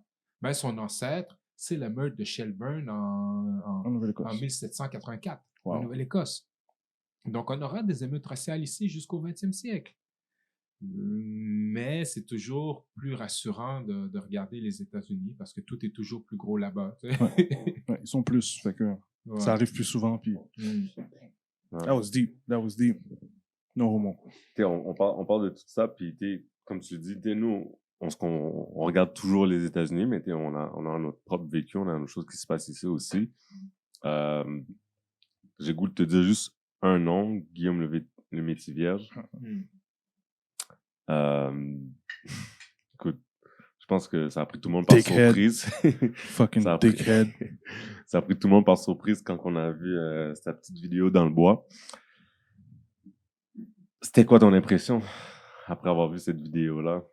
Étais-tu fâché? Étais-tu en colère? Étais-tu triste? Étais-tu... un autre? J'étais même pas fâché. C'est comme, il mérite même pas que je perde une émotion sur sa tête, tu vois. J'ai vu ça, puis je suis comme, bon, je viens de perdre 3 minutes de ma vie, là. C'est comme, tu sais, les gens qui ont réagi, that's good. Je pense qu'il faut réagir. Mais mon problème, c'est qu'on est trop souvent dans la réaction. Et quand on réagit, on n'agit pas. On est en train de réagir et on laisse l'autre figer l'agenda. Tu vois? Donc, lui, en ce moment, il a mobilisé toute notre tête, nos esprits. Et donc, pendant tout ce temps-là, tout le monde était focusé là-dessus. Et t'es pas en train de bouger pour toi-même dans ce temps-là. T'es pas en train de faire autre chose, tu sais. Mais encore une fois, je pense que la réaction est légitime et que les gens devaient réagir, mais ça allait pas être moi. Je suis comme, yo, c'est good, là. Il est juste con. Tu sais, un truc qui aurait dû rester dans le bois, là. C'est-à-dire, tu sais, j'imaginais, il est avec son boy, là, il voit ça, puis il rigole. Bro, t'aurais dû le laisser là, là. C'est comme l'arbre qui tombe dans la forêt, qui entend. Bah, c'est ça, t'aurais dû laisser ça là. Mais c'est ça le piège des réseaux sociaux aussi. Mais d'un autre côté, tant mieux, bro. Tant mieux, tu l'as mis en there comme ça. Maintenant, on sait. C'est ça. Maintenant, on sait. C'est ça. On peut tasser ton as de là, continuer notre chemin. C'est comme, bro, c'est aucune pitié, aucune sympathie. C'est vraiment insignifiant. Puis, bro, Je pense oui, la vidéo m'a frappé, mais je pense ce qui m'a plus frappé, c'est de voir dans les jours qui suivent certaines personnes médiatiques prendre sa défense. Je suis comme... Comment il s'appelle? Martineau et compagnie. Martineau avec du Trisac. Classique. Il est en train de dire, ben, le N-word, c'est un peu à cause de la communauté noire, ils sont toujours en train de le dire. Ça passe dans leur musique hip-hop. Il a cité NWA, à maintes reprises. Puis il dit, ben, c'est devenu comme populaire de le dire. Fait que vous pourrez pas dire qu'on peut pas le dire alors que vous le dites, aisément. NWA, bro. Fait que, dans tous les groupes qu'il aurait pu nommer, il y a dit vous irez NWA, écouter l'extrait. J'étais comme... Ces gens-là sont...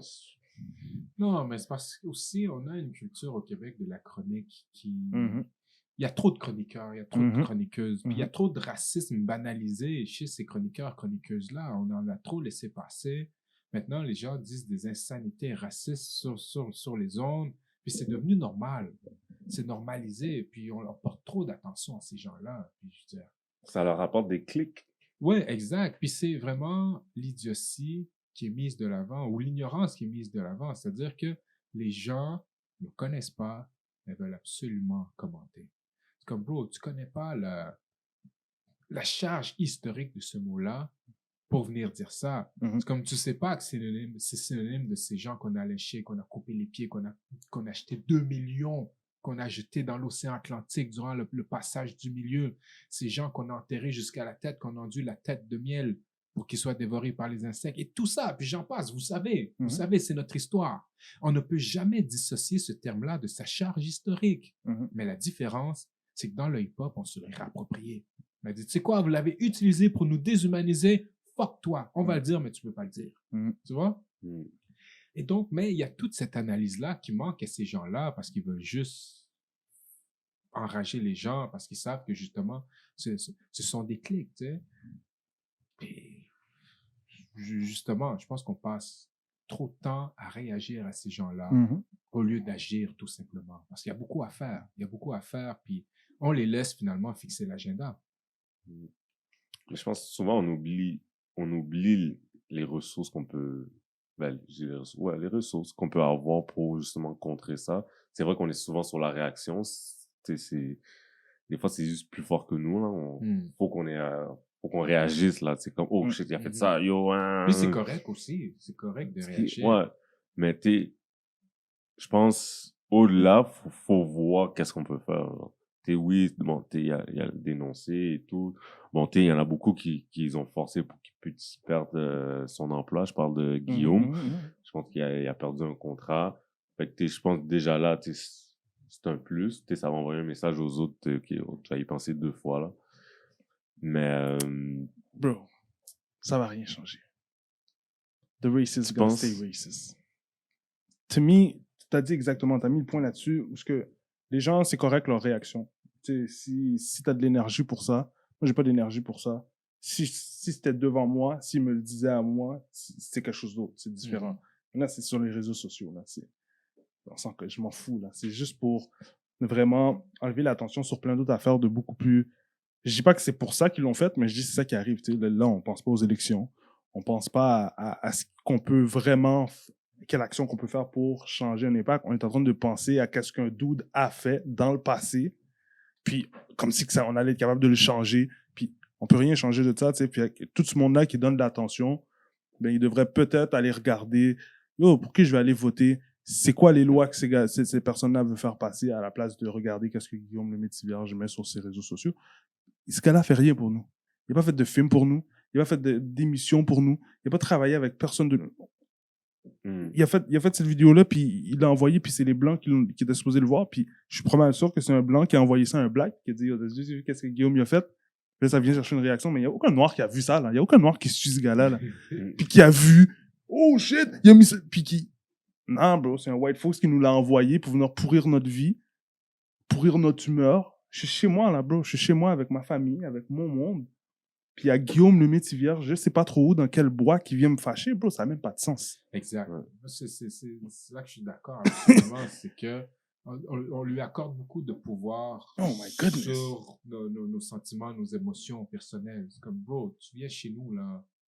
Tu n'enlèves même pas tes souliers pour rentrer chez moi. Tu vois ce que je veux dire? C'est comme, bro, laisse faire, là. D'ailleurs, c'est pour ça que les réseaux, là, je suis vraiment pas là. C'est pour ça que quand vous m'avez écrit, je suis comme, envoie-moi un courriel. Si tu vas avoir une réaction, parce que là, je fonctionne par courriel, mais les réseaux, bro, j'évite.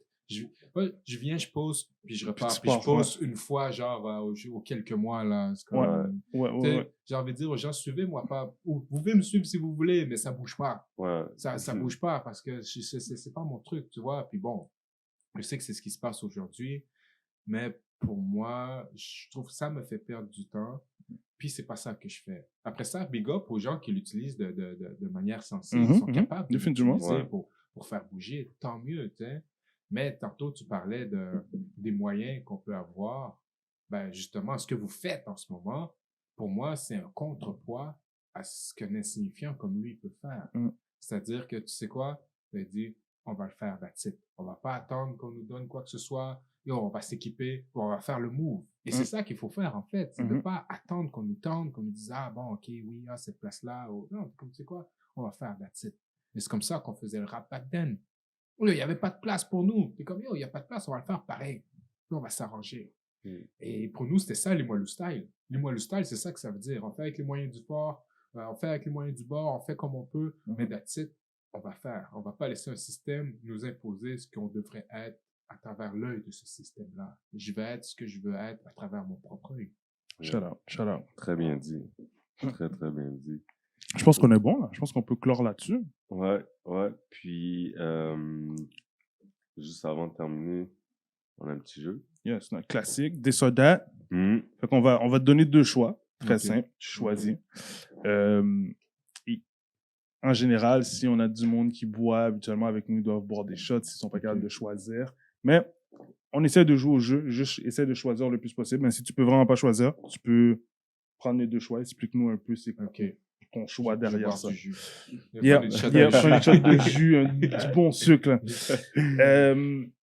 Elon Musk ou Jeff Bezos? Yo, fuck un et l'autre. Yo, ces gens, on appelle ça des dragons, là. Des gens qui sont assis sur l'argent.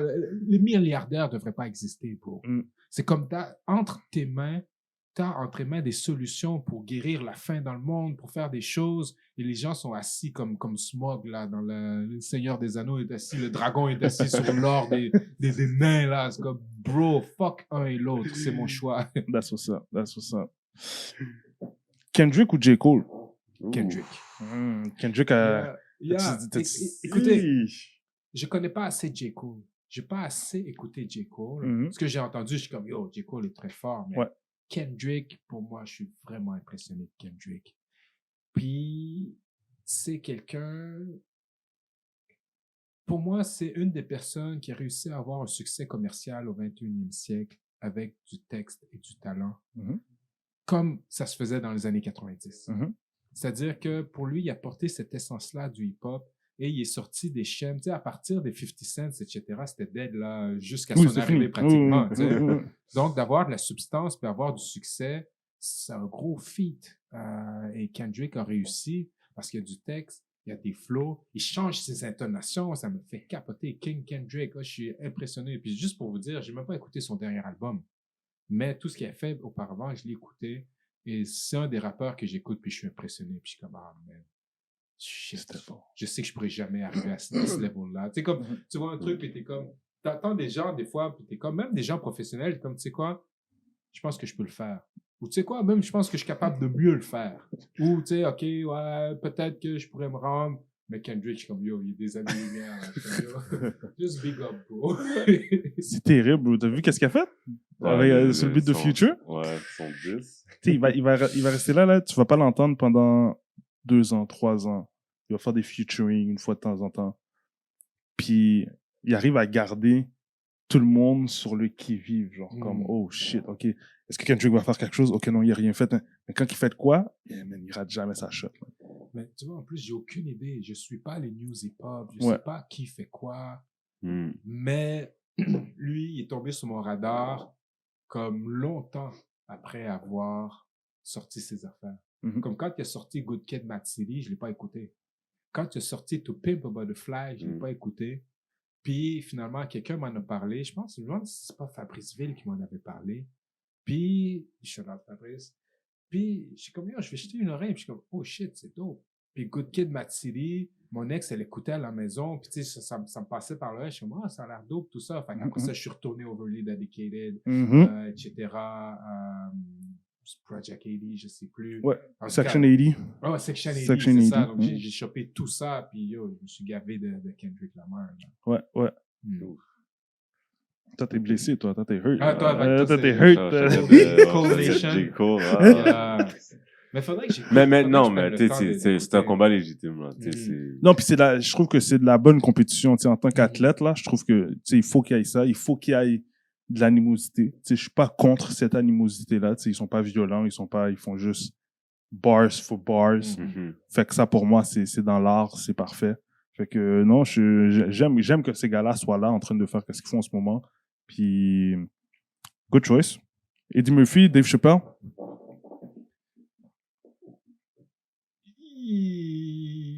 C'est difficile.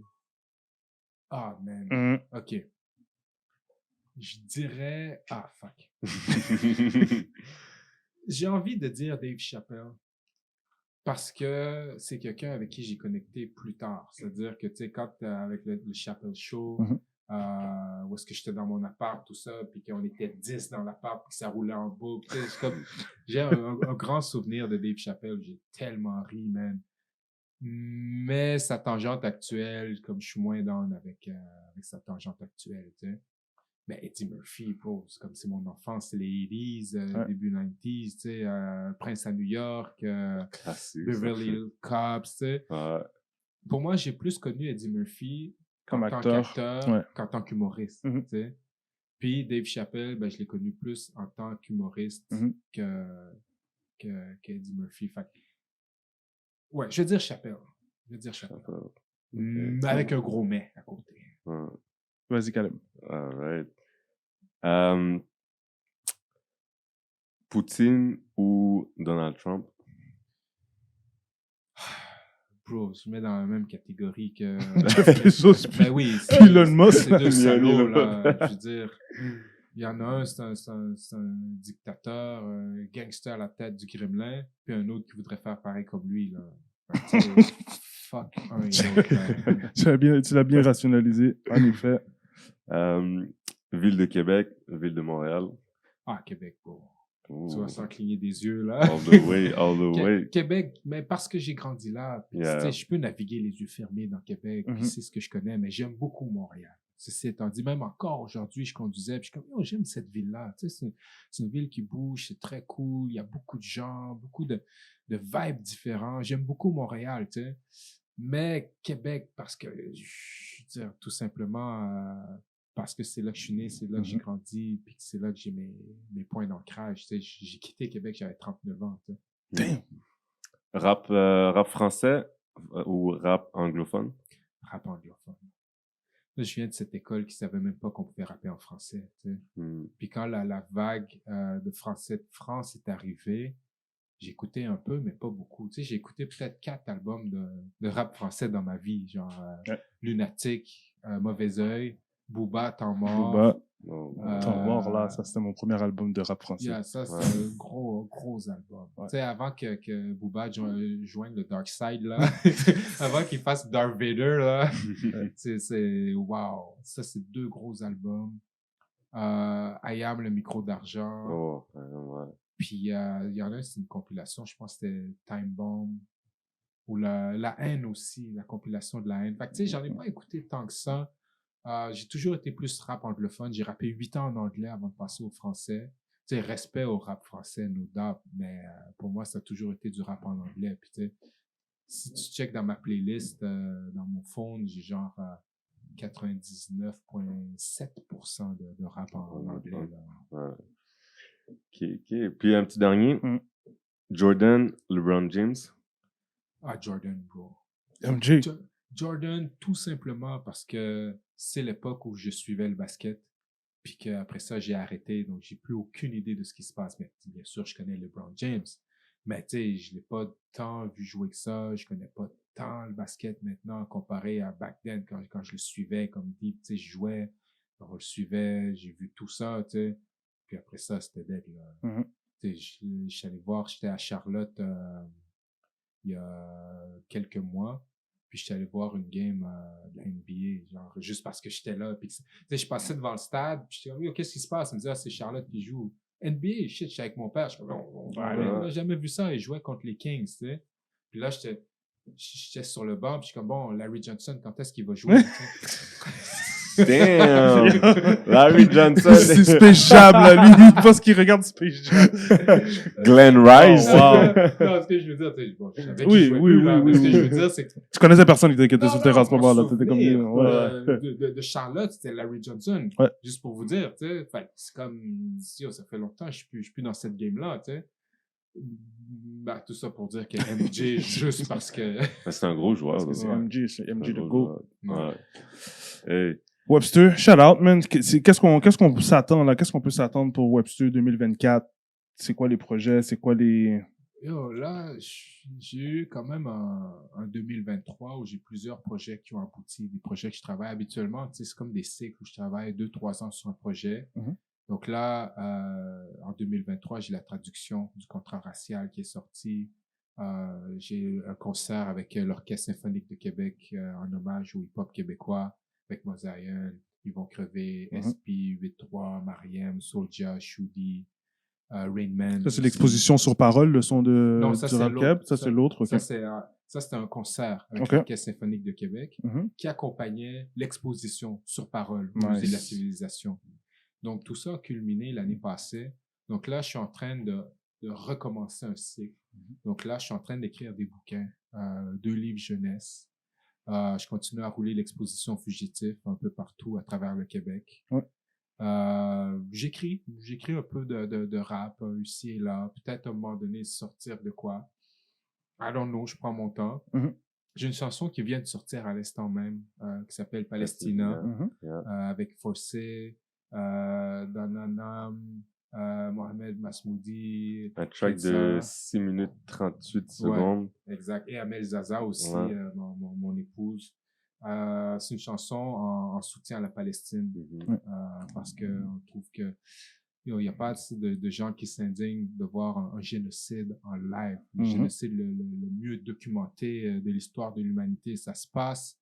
Et comme je dis dans la chanson, je dis le désarroi, je vois mon nom sur les missiles. Parce que le Canada soutient ce projet génocidaire-là et soutient Israël. Et donc, on est là, avec nos taxes, à finalement financer un génocide. Je Mhm. vois mon nom sur les missiles. Mhm. Et donc, cette chanson vient de sortir, c'est sur toutes les plateformes palestiniennes. Puis tu as également ton podcast que tu as avec ton père, Ouais, Résistance, qui est nominé au Gala Dynasty aussi également. ouais, qui est en nomination au Gala Dynasty et au New York Radio Festival aussi. Donc, c'est un podcast avec mon père sur la vie de Shadrach Minkins, qui est né en esclavage en Virginie, qui a fui puis qui a terminé sa vie à Montréal. Donc, on est parti en Virginie, puis on a remonté. On est allé à Boston, où est-ce qu'il y a eu, où est-ce qu'il s'est installé avant de venir ici, puis jusqu'à ici. C'est un podcast en 10 épisodes. Ouais. Puis ça, on peut l'écouter sur... Toutes les plateformes. C'est sur toutes les Ah, plateformes je ou sais c'est pas sur si Radio-Canada? C'est sur audio c'est sur de Radio-Canada. Radio-Canada, C'est ok. sur RFI aussi. Mhm. Donc, c'est sur ces 2 plateformes. Je ne sais pas si c'est accessible sur les autres plateformes. OK. Good. Thanks, man. Shout out. Merci beaucoup d'être venu. Merci Hey. beaucoup, merci. Oh, Un petit Yeah. chin. merci. Yeah. Cheers. Merci, Bien sûr. les frères. Santé. Merci. On se voit bientôt, guys. Peace. Yeah. Dirty. Go. From the dirt. No, really, from the dirt. I'm backed up in the Crown Plaza, brown flagging, outlasting. Most these rap niggas flashing. How you active with no action? Try to limit your distractions. Different cloth for different fabrics. One-on-one, nothing can match it. Always show up, never absent. I'm spilling blocks, it's me and acid, blue flagging.